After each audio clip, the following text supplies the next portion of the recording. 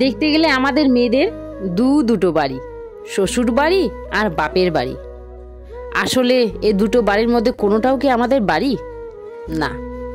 যেমন শ্বশুর বাড়িতে নিজের ইচ্ছে মতো ভালো কিছু করা তো দূরের কথা, ভুলটাও যদি ভুল করে করো তাহলে সাথে সাথে শ্বশুর বাড়ির লোকজন বুঝিয়ে দেয় যে এটা তোমার বাপের বাড়ি না, যে মন মর্জি করবে, আর যদি করবেই তাহলে চলে যাও তোমার বাপের বাড়ি।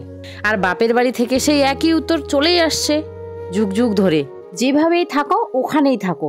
কারণ বিয়ের পর একটা মেয়ের আসল বাড়ি হলো শ্বশুর বাড়ি। আজ পর্যন্ত বুঝতে পারলাম না আসলেও কি এটাও আমাদের বাড়ি। তাই কোনোদিন টাকা উপার্জন করতে পারলে নিজের একটা বাড়ি বানাবো। তাই বলি বন্ধুরা, যে একটা মেয়ে তার সর্বস্ত্র ছেড়ে, তার ঘর বাড়ি, বাবা মা, এমনকি তার পরিচয় সব ছেড়ে তোমার সাথে সংসার করতে আসে, তাকে কখনোই পরের বাড়ির মেয়ে বা পর বলে কষ্ট দিও না। আমরা মেয়েরা পাখি, কিন্তু আমাদের টানা নেই, তাই উঠতে পারি না।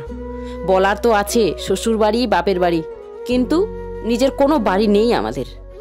বাবা মা বলে মেয়েরা তো পরের বাড়ি যাবে, পরের বাড়ির। আর শ্বশুর শাশুড়ি বলে বৌমা তো পরের বাড়ি থেকে এসেছে, পরের মেয়ে। এখন আপনারাই বলুন তো, ভগবান কি আমাদের মেয়েদের জন্য কোনো বাড়ি বানিয়েছেন?